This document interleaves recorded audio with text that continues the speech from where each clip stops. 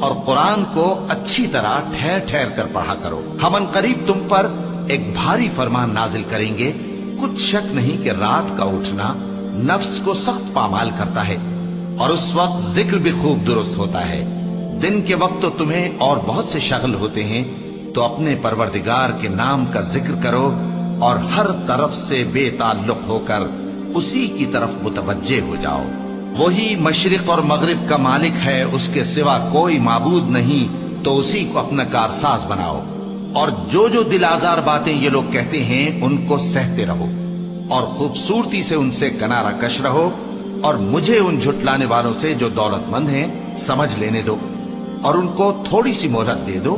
کچھ شک نہیں کہ ہمارے پاس بیڑیاں ہیں اور بڑی زبردست آگ ہے اور گلے میں اٹکنے والا کھانا ہے اور درد دینے والا عذاب ہے. جس دن زمین اور